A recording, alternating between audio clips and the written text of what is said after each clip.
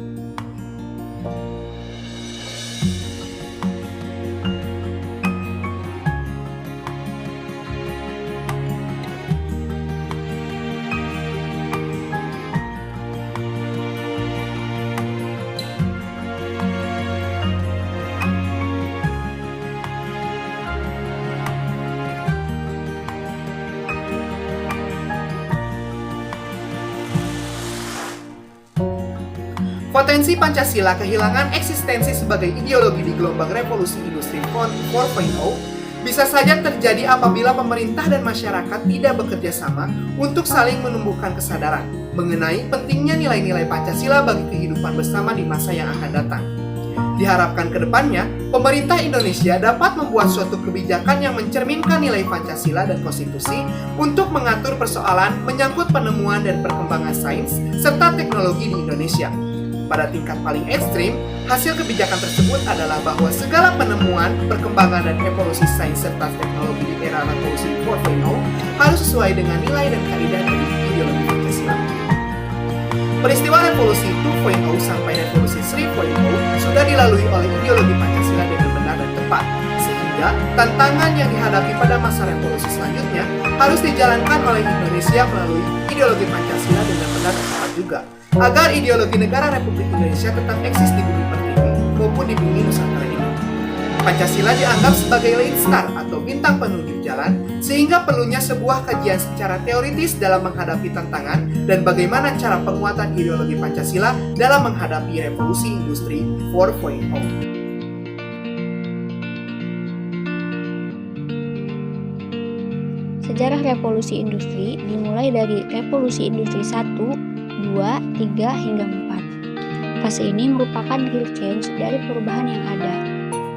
Revolusi industri 1 ditandai dengan mekanisme produksi untuk menunjang efektivitas dan efisiensi aktivitas manusia.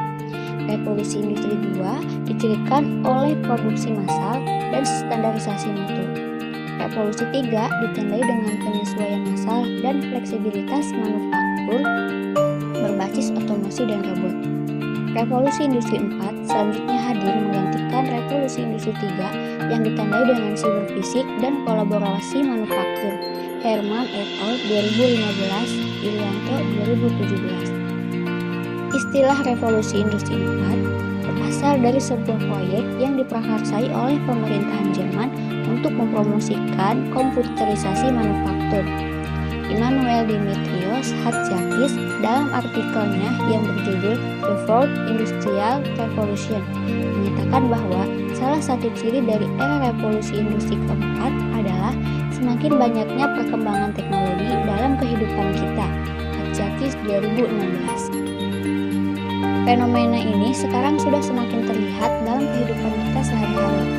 Memang, jika kita berbicara konsep revolusi industri, maka konteks yang digunakan adalah konteks industri, mencakup produksi, bisnis, pasar, dan lain sebagainya. Akan tetapi, dalam pemaparan kali ini, saya ingin membawa konsep revolusi industri tersebut ke dalam konteks kehidupan bermasyarakat, karena sebenarnya masyarakat juga merupakan elemen dari industri kehidupan. Herman et al. 2016 memaparkan ada 4 desain prinsip 4.0. Pertama, interkoneksi atau sambungan, yaitu kemampuan mesin, perangkat, sensor, dan orang untuk terhubung dan berkomunikasi satu sama lain melalui Internet of Things, IoT atau Internet of People, IOP.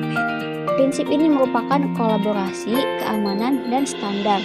Kedua, transparansi informasi merupakan kemampuan sistem informasi untuk menciptakan salinan virtual dunia fisik dengan memperkaya model digital dengan data sensor termasuk analisis data dan penyediaan informasi.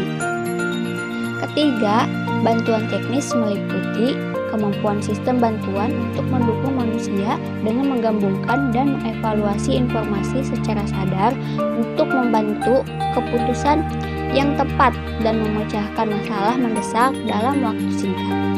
Kemudian, kemampuan sistem untuk mendukung manusia dengan melakukan berbagai tugas yang tidak menyenangkan, terlalu melelahkan, atau tidak aman, meliputi bantuan visual dan fisik. Keempat, keputusan terdesentralisasi yang merupakan kemampuan sistem fisik maya untuk membuat keputusan sendiri dan menjalankan tugas seefektif mungkin.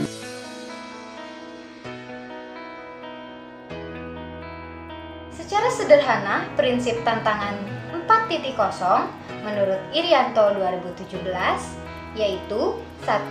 Kesiapan, 2. Tenaga kerja terpercaya, 3. Kemudahan peraturan sosial budaya, dan 4. Diverifikasi dan penciptaan lapangan kerja dan peluang yang di dalamnya ada inovasi konsisten, basis dan kompetitif, investasi dan teknologi, dan integrasi usaha kecil menengah atau UKM, dan kewirausahaan. Revolusi industri 4.0 banyak membawa perubahan dalam kehidupan manusia.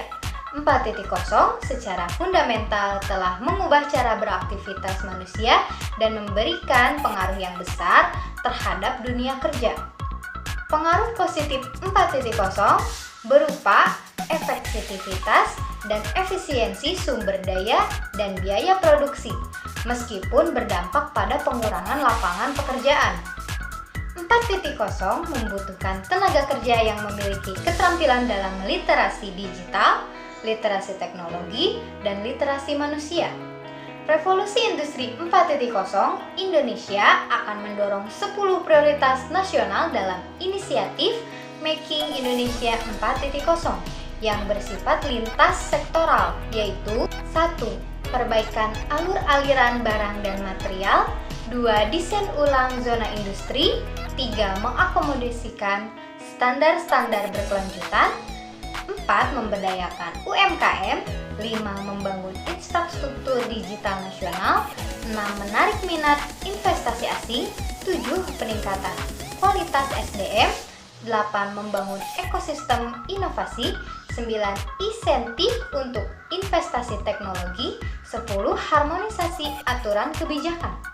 Revolusi Industri 4.0 merupakan sebuah persoalan yang menjadi tantangan besar bagi negara Indonesia agar dapat bersaing dengan negara-negara luar, sehingga negara Indonesia menjadi negara yang kuat berdasarkan kepada ideologi Pancasila. Dalam menghadapi tantangan revolusi 4.0, bangsa Indonesia harus menanamkan nilai-nilai ketuhanan, kemanusiaan, persatuan, dan kerakyatan, serta berasaskan kepada keadilan sosial bagi seluruh rakyat Indonesia.